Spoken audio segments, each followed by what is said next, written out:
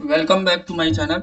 आज हम यूपीएससी सी सेट में आए हुए जितने भी मैथ और रीजनिंग के क्वेश्चन हैं उसको सॉल्व करने वाले हैं। बेसिकली मैं इसमें लगभग 50 प्लस क्वेश्चन है। बेसिकली इस पार्ट में मैं 25 प्लस क्वेश्चन कराऊंगा और अगर इसमें रिस्पॉन्स अच्छा रहेगा तो बाकी के क्वेश्चन फिर आगे वाले क्लास में कवर करूंगा। तो चलिए, और एक काफी मतलब यूनिक सा सवाल आया है, मतलब जिसमें आपका दिमाग के सारे धागे खोल देगा। दूसरी चीज, ये एसएससी एग्जाम प्रोस्पेक्टिव से भी इम्पोर्टेंट है। काफी चीजें ऐसी हैं जो एसएससी में डायरेक्ट काम आती हैं, तो उस लिहाज से भी काफी इम्पोर्टेंट है। तो चलिए सॉल्व करते हैं पहले क्वेश्चन से, जिसमें बोल रखा है what is the least possible number of cuts required to cut a cube into 64 identical pieces. और दूसरी चीज भाई, मैं इंग्लिश में मेरे को पेपर मिला था तो इंग्लिश से ही लेके आया हूँ, उसको मैं हिंदी बता दूंगा। इसमें बोल रखा है कि एक क्यूब है, उसमें कितने कट लगानी चाहिए कि वो 64 आइडेंटिकल पीस बन जाए। ठीक है, तो देखो सबसे पहली चीज इसको समझने के लिए मैं एक क्यूब बना रहा हूँ। ठीक है,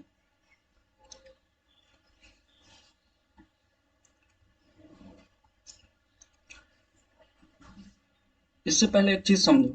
ये मान लो कि एक स्क्वायर है। ठीक है, जब इसको मेरे को बीच में एक कट लगाऊंगा तो ये कितने पार्ट में डिवाइड होगा? दो पार्ट में। जब दो कट लगाऊंगा तो कितने पार्ट में डिवाइड होगा?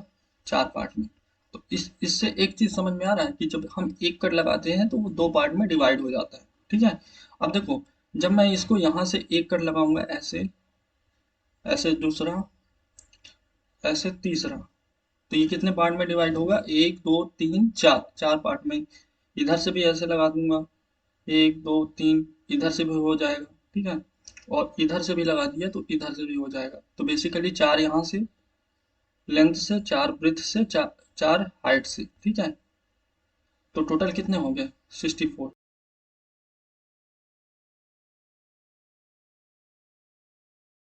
से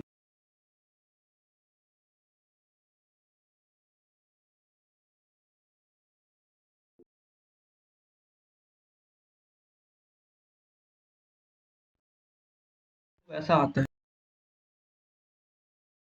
इंटू फोर इंटू फोर, मतलब चार पीस इंटू चार पीस इंटू चार पीस। ठीक है, तो जब भी अगर किसी का मुझे कट निकालना हो तो उसका क्या होता है formula? n-1।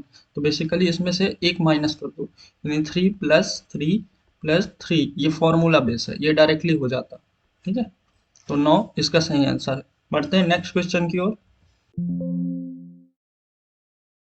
5 star, 4 star, 3 star, star is chosen from plus minus into, ये दे रखा है, इसमें से चूज करना है। ठीक है, स्टार को each at most two times, मतलब एक को दो टाइम्स यूज कर सकते हो।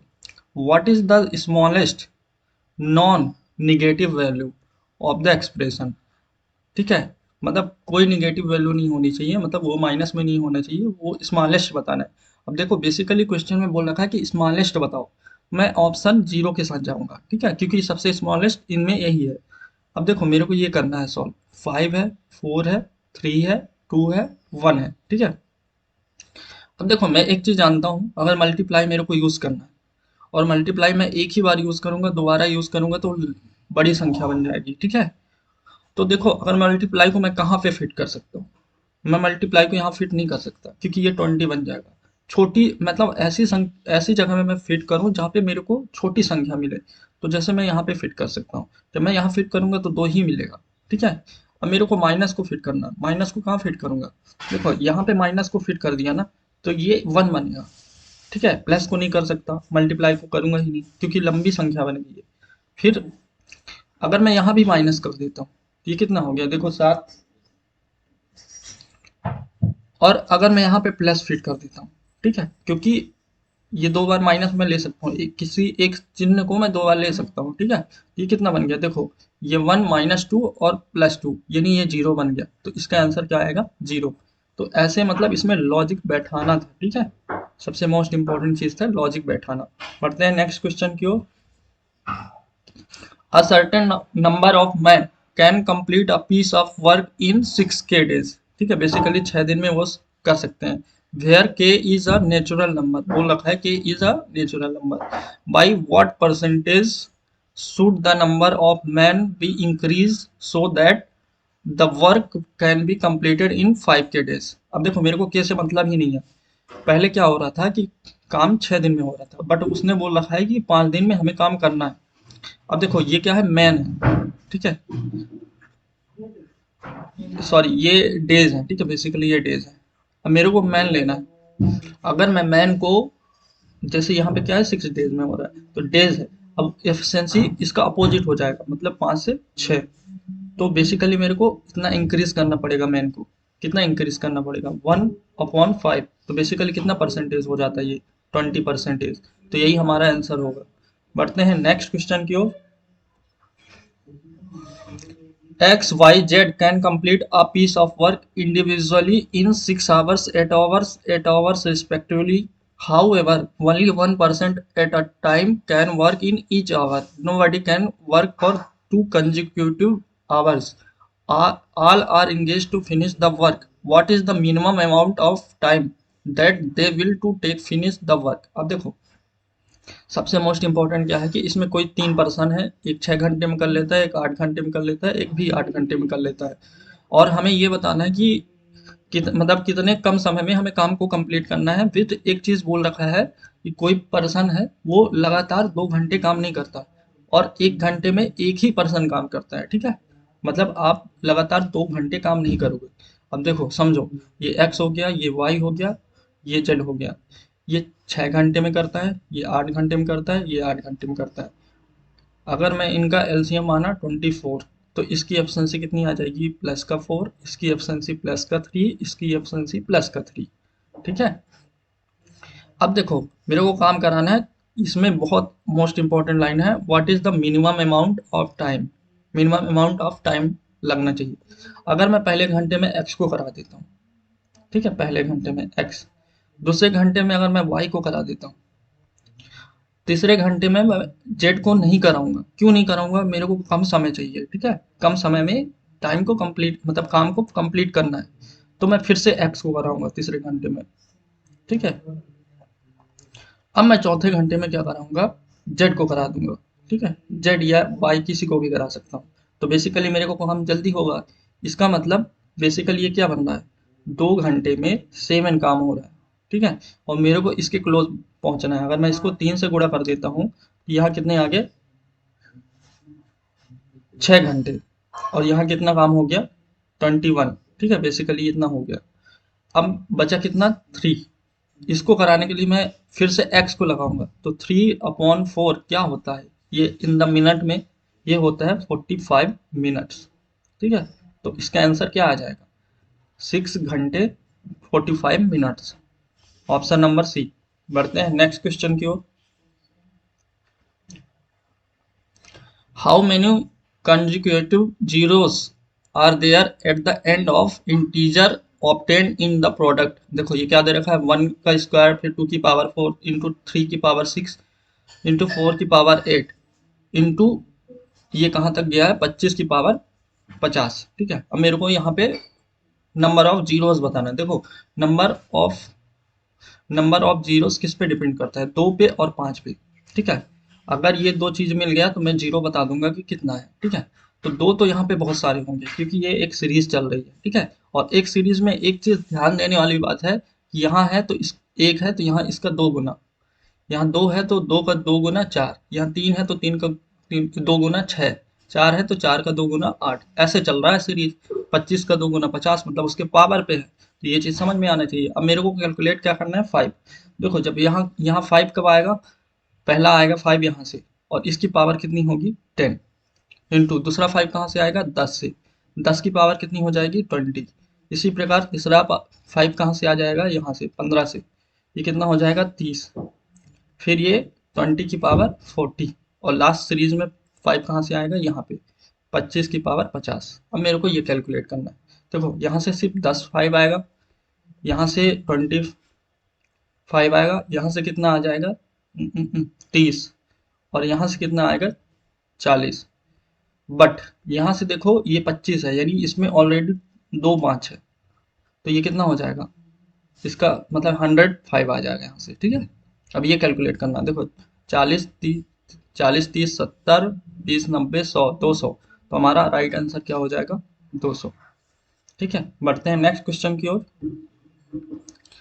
On January 1 2023 a person saved 1 rupees, ये बेसिकली रुपीज में है। On January 2 2023 he saved 2 more than that on the previous day, मतलब उसने पिछले दिन से 2 अधिक सेव किया।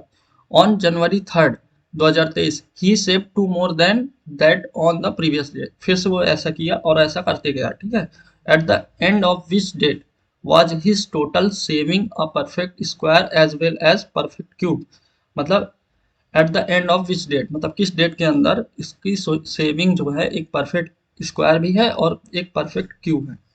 तो अगर आप एक सोच पा रहे हो तो ऐसा कौन सा संख्या है, 64 है। ठीक है, 64 4 का क्यूब है और 8 का स्क्वायर है। ठीक है, ये दो चीज समझ में आ गई। ठीक है, अब मेरे को देखो वो क्या कर रहा है, पहले दिन एक सेव कर रहा है, दूसरे दिन इससे 2 अधिक यानी 3 सेव कर रहा है, इससे फिर 2 अधिक यानी 5 सेव कर रहा है, ऐसे करके ये चले जा रहा है। ठीक है, इसमें 2 तरह के बच्चे आएंगे, वो ये करेंगे, फिर यहाँ पे 7 करेंगे, फिर ये 9 करेंगे, फिर 11 करेंगे, फिर 13 करेंगे, फिर 15 करेंगे, ऐसे करके चले जाएंगे, फिर 17 करेंगे, फिर वो कैलकुलेट करेंगे, फिर उसके बाद आंसर लाएंगे और फिर मार्क करेंगे। ठीक है, अब मैं एक एक चीज बता रहा हूँ, ये चीज एब्जॉर्व करो, ये क्या चीज है, ये क्या है, ऑड सम है। ठीक है, ऑड का हमें सम निकालना है बेसिकली। अब ऑड का सम क्या होता है, एन स्क्वायर। ठीक है, समझ में आई बात। एन क्या होता है, एन, अब देखो कि किसका स्क्वायर बनना चाहिए कि वो 64 हो जाए, मतलब 8 का स्क्वायर यानी 64, यानी ये बेसिकली कितने टर्म तक जाएगा, 8 टर्म तक जाएगा। ठीक है, तो 8 टर्म तक मतलब मेरे को 8 दिन ही लगेंगे, तो 1 जनवरी से 8 दिन कौन सा होता है, 8 जनवरी। तो मेरा आंसर आ गया, मैंने सॉल्व नहीं किया। फिर आप यहाँ से भी कर सकते हो, ये कितने टर्म हो गए, 5 8 यहाँ। अब इसको कैलकुलेट कर लो, 15 13 28 11 29 38, नहीं नहीं, 28 11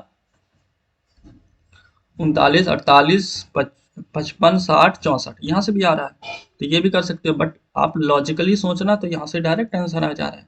पढ़ते हैं नेक्स्ट।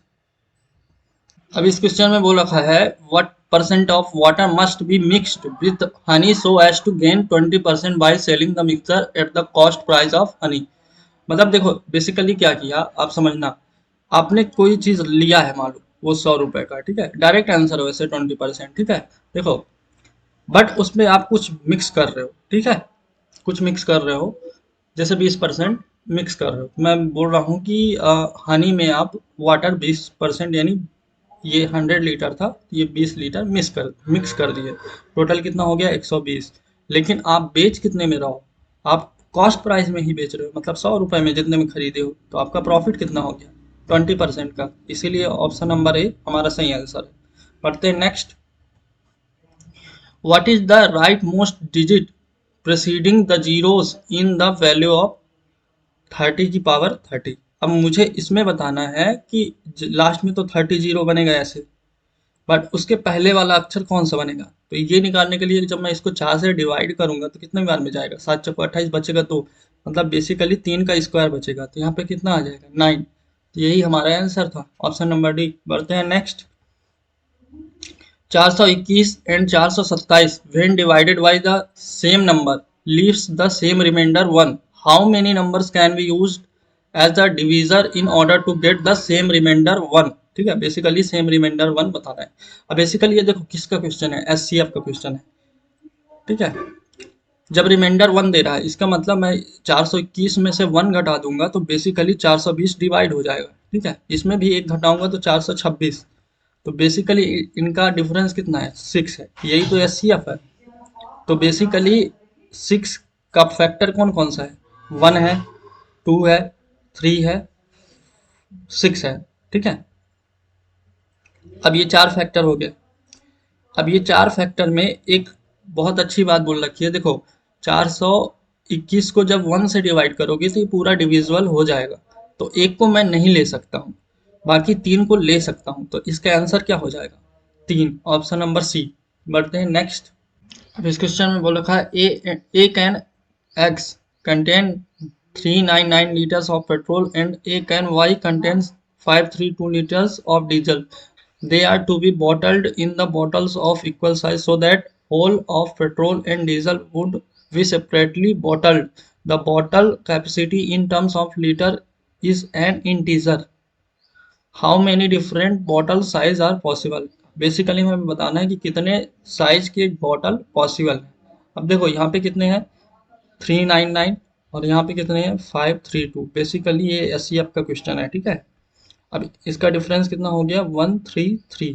ये क्या होता है, 19 सत्ते, मतलब 19 इंटू 7। अब देखो पहला बॉटल कौन सा संभव है, वो है 7 लीटर का, ठीक है। दूसरा कौन सा है, 19 लीटर का। तीसरा कौन सा होगा, 133 लीटर का। ये तीनों पॉसिबिलिटीज आर पॉसिबल, तो यही तो बताना है। तो हमारा आंसर क्या हो जाएगा, ऑप्शन नंबर ए। बढ़ते हैं next. Consider the following statements in respect of the sum. यहाँ s equal to, basically s equal to दे रखा है, where x y z are distinct prime numbers each less than 10। सबसे most important चीज बोल रखा है कि एक्स वाई जेड जो है डिस्टिंक्ट प्राइम नंबर है और सभी 10 से छोटे हैं। अब देखो ये x हो गया, ये y हो गया, ये z हो गया। 10 से छोटे कितने प्राइम नंबर होते हैं, 2 होता है, 3 होता है, 5 होता है, 7 होता है, ये 4 होते हैं, 4 पॉसिबिलिटीज। अगर मैं इन तीनों को पहले ले लेता हूँ, ये एक्स वाई जेड, सबसे पहले बोल रहा है कि एस कितना हो जाएगा, अगर इसको लूंगा तो ये कितना हो गया, 8 10। और अगर इन तीनों को लिया तो कितना हो जाएगा, एस इक्वल टू 15, ठीक है। तो अब बोल रखा है कि unit digit of S can be zero, बिल्कुल यहाँ पे जीरो है तो ये सही हो जाएगा। Unit digit of S can be 9, ये बिल्कुल गलत है। फिर the unit digit of x can be S can be 5, हाँ यहाँ पे 5 है तो ये भी सही है। तो हमारा पहला और तीसरा सही है, हो जाएगा। बढ़ते हैं next. Two persons P and Q enter a business. P puts 14,000 more than Q, but P has invested for 8 months. जो P बेसिकली 8 मंथ के लिए काम करता है, ठीक है, मतलब इन्वेस्टमेंट करता है। Q has invested for 10 months, और Q 10 मंथ के लिए इन्वेस्टमेंट करता है। If P shares is 400 more than, यहाँ पे Q's होगा, Q's share out of the total profit 2000, what is the capital contributed bye P। अब देखो बेसिकली इनको प्रॉफिट का रेशियो निकालता हूँ, कितना मिल रहा है, इसमें 400 पी को ज़्यादा मिल रहा है, तो बेसिकली 1600 को बराबर में डिवाइड करेंगे तो क्यू को कितना मिल जाएगा, 800, और इसको कितना मिल जाएगा, 800 और 400 1200। इनका रेशियो कौन सा आ गया, 3:2। ये प्रॉफिट का रेशियो है, ठीक है, प्रॉफिट का रेशियो। अब देखो ये क्या करता है बेसिकली, 8 मंथ के लिए पी और 10 मंथ के लिए क्यू, ठीक है, ये पी क्यू। तो जब मैं इसमें से टाइम का रेशियो डिवाइड कर दूंगा तो मेरे को इन्वेस्टमेंट का रेशियो मिल जाएगा। तो यहाँ पे 8 का डिवीजन, यहाँ पे 10 का। तो बेसिकली मैं इसको सॉल्व करता हूँ, मान लो कितना हो गया, 30 और ये 16, 30 16, तो ये 15 और 8। तो बेसिकली 7 रेशियो की वैल्यू बोला है ना, ये ज़्यादा है, 14,000, 14,000 दे रखा है, तो हमें बताना है 15। तो इसका 2 गुना तो इसका भी 2 गुना, तो 30,000 हमारा राइट आंसर होगा। बढ़ते हैं next. P's salary is 20% lower than Q's salary, which is 20% lower than R salaries. By how much percentage is R salary more than P salaries? अब देखो ये P है, ये Q है, ये R है। अगर मैं R को 100 मानता हूँ तो इससे 20% कम Q का है, यानी 80 हो जाएगा, और इससे भी 20% P का है, तो इसका मतलब 80 का 80% 64। तो हमें बताना है कि R की सैलरी इससे ज़्यादा कितनी ज़्यादा है, तो 36 से ज़्यादा है 64 के रिस्पेक्ट में, इंटू 100, ये सॉल्व करना है। मैं एक चीज़ देख रहा हूँ, ये 9 का मल्टीपल है, तो 9 का मल्टीपल वाला आंसर होगा 8 4 12 7 19 24, ये नहीं है, 6 5 11, ये भी नहीं है, ये है, और ये भी नहीं है। तो ऑप्शन नंबर सी मेरा सही आंसर होगा। बढ़ते हैं नेक्स्ट। अब इस क्वेश्चन में बोल रखा है, a number is mistakenly divided by 4 instead of multiplying by 4, what is the percentage change in the result due to this mistake. Basically मैं मान लेता हूँ कि एक 4 एक संख्या था, ठीक है, इस पे बेसिकली क्या करना था, इस पे 4 का मल्टीप्लाई करना था, यानी 16 हो जाता, बट इस पे डिवाइड कर दिया तो कितना आ जाएगा 1, तो चेंजेस कितना हो गया, 15/16, ये परसेंटेज कैलकुलेट करना है।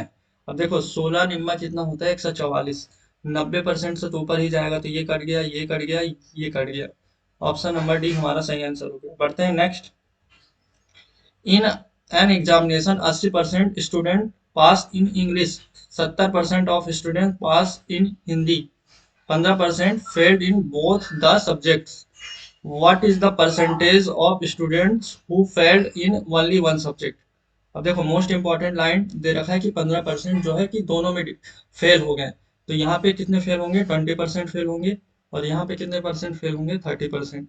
जब इसका हम ग्राफ बनाएंगे तो कैसे बनेगा, ये इसमें है 20% और इसमें है 30%, ओवरऑल 15% फेल हो गए। तो देखो वनली ये कौन सा था, मान लो इंग्लिश था और ये था हिंदी। वनली इंग्लिश में कितने परसेंट होंगे, 5%, और वनली हिंदी में कितने होंगे, 15%। टोटल कितना हो गया, 20%। तो 20% हमारा आंसर होगा। बढ़ते हैं नेक्स्ट। रखा है, a father said to his son n years back, I was as old as you are now, my present age is 4 times your age n years back. मतलब n साल पहले, ठीक है। If sum of the present ages of the father and the son is 130 years, what is the difference of their ages. इसमें दो type के बच्चे होंगे, पहला जो कि इक्वेशन बनाएंगे, दूसरा जो ऑप्शन से लेंगे। और मैं प्रेफर करूंगा कि ऑप्शन से मैं करूं, ठीक है। तो देखो फादर प्लस सन का टोटल कितना दे रखा है, 130, और फादर माइनस सन का कितना हो गया, ये हो गया 30 ले लिया, ऑप्शन नंबर ए। ये कितना हो जाएगा, फादर का आ जाएगा 80 और सन का कितना आ जाएगा, 50। अब बोल रखा है कि एन ईयर्स बैक, देखो n years back, n years back मतलब हमने एन को क्या माना था, 30 माना था। तो जब इसमें से 30 माइनस करेंगे तो कितना हो जाएगा, 20, ठीक है। इसका 4 टाइम्स है 80, देखो 4 टाइम्स है, बेसिकली यही बोल रखा है कि 4 टाइम्स होगा, 4 टाइम्स ऑफ योर एज, ठीक है। तो ये हमारा वेरीफाई कर गया, तो ऑप्शन नंबर ए हमारा सही आंसर होगा। बढ़ते हैं नेक्स्ट। कंसीडर द फॉलोइंग्स, तो देखो बेसिकली ये तो सही हुआ, 1 मीटर है, टन इक्वल टू 1000 kg, ये भी सही है, 1 हेक्टेयर बराबर 10,000 मीटर स्क्वायर, ये भी सही है। तो हमारा 1 2 3 तीनों सही होगा। बढ़ते हैं next. Let x be two digit number, y be another two digit number formed by interchanging the digit of x. If x plus y is greatest two digit number, most important line, then what is the number of possible value of x? Basically क्या है, x और ये y है, x जो है इसको interchange करके y बनाया जाता है, और बोल रखा है कि x प्लस वाई जो भी है ये अंक है ना, बेसिकली ये संख्या नहीं है, अंक है। तो इसका जो सम है कितना है, 2 डिजिट्स का सबसे बड़ा वैल्यू कौन सा होता है, 99, बेसिकली ये बता रखा है। और अगर आपने पढ़ रखा है तो बेसिकली ये क्या होता है, 10x प्लस वाई, और ये क्या होगा, y प्लस, सॉरी, ये हो गया x प्लस 10y, ठीक है। इंटरचेंज करोगे तो बेसिकली ये बनेगा, तो ये क्या बनेगा, 11x plus y equal to 99। तो x plus y equal to कितना आ जाएगा, 9। तो मेरे को बेसिकली ये बताना है। अब कितने पॉसिबल वैल्यू हैं, देखो x की जगह 1 रखूंगा, इसकी जगह 8 रखूंगा, तो ये बन जाएगा। 2 रखूंगा, 7 रखूंगा, 3 रखूंगा, 6 रखूंगा, 4 रखूंगा, 5 रखूंगा, ये 4 पॉसिबिलिटीज हैं, ठीक है।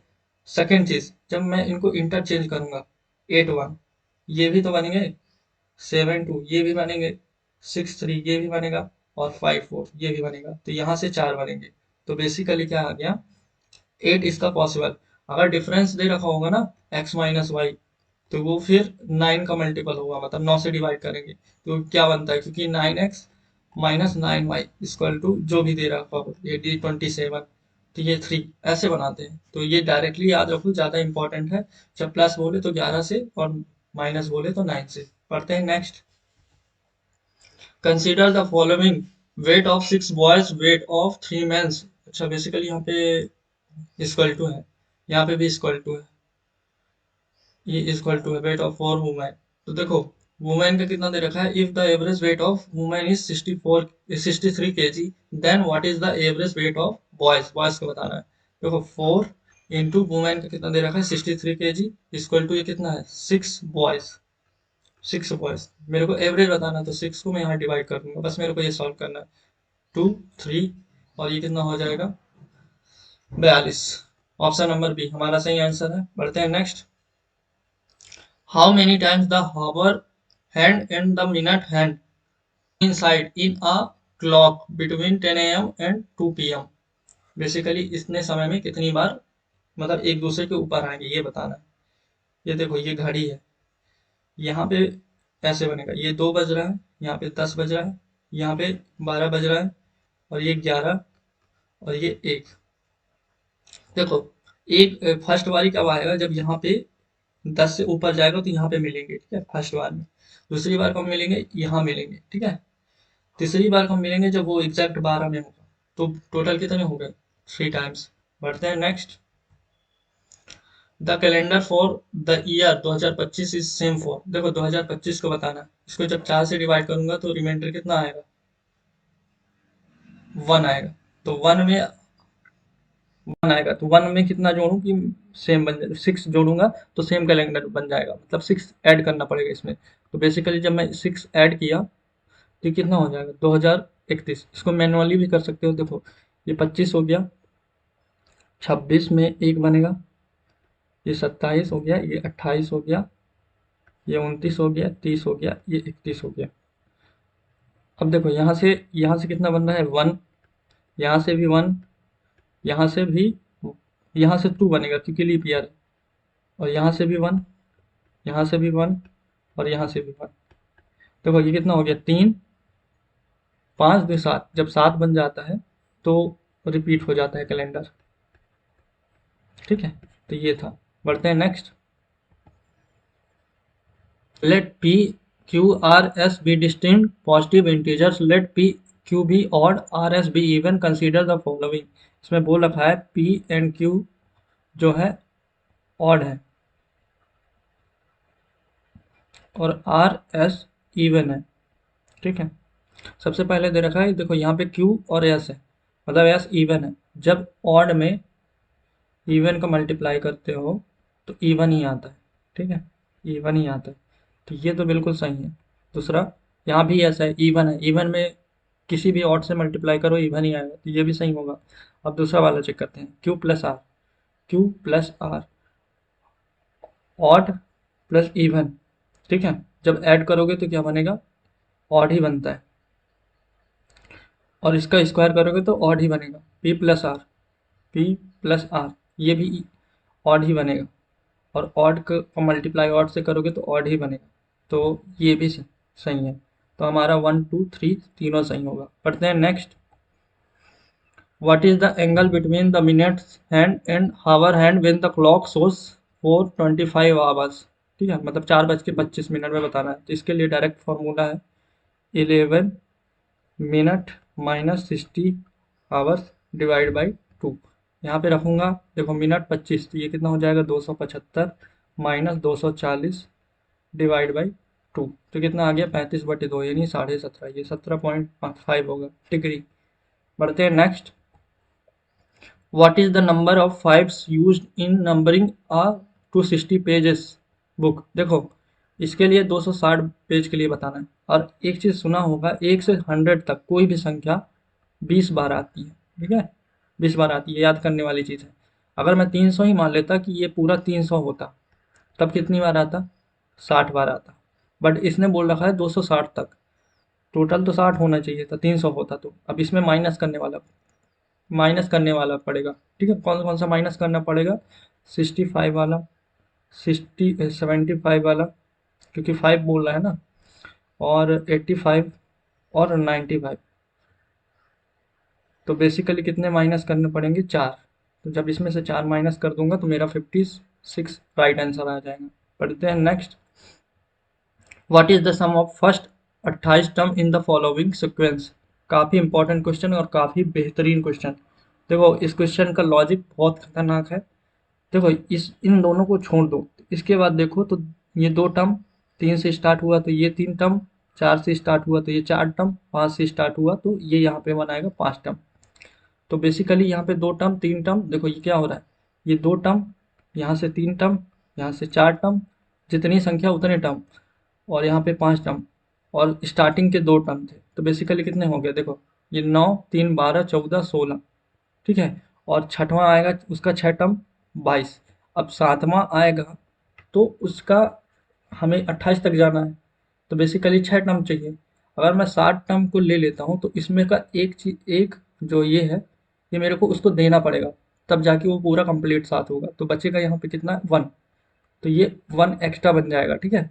अब मेरे को बेसिकली इनका सम बताना है। देखो 2 का सम निकालने के लिए 2 इंटू 3 डिवाइडेड बाई 2, तो यहाँ से कितना आ जाएगा, देखो बेसिकली शुरू का 1 और यहाँ से 3 आ जाएगा, यहाँ से कितना आ जाएगा, 3 चौको 12 यानी 6, यहाँ कितना आ जाएगा, यहाँ से 10 आ जाएगा और यहाँ से कितना आ जाएगा सम, 5 छक्का 30 यानी 15, और यहाँ से कितना आ जाएगा, 6 7 42 यानी 21, और 7 से कितना आ जाएगा, 7 अट्ठे 56 28।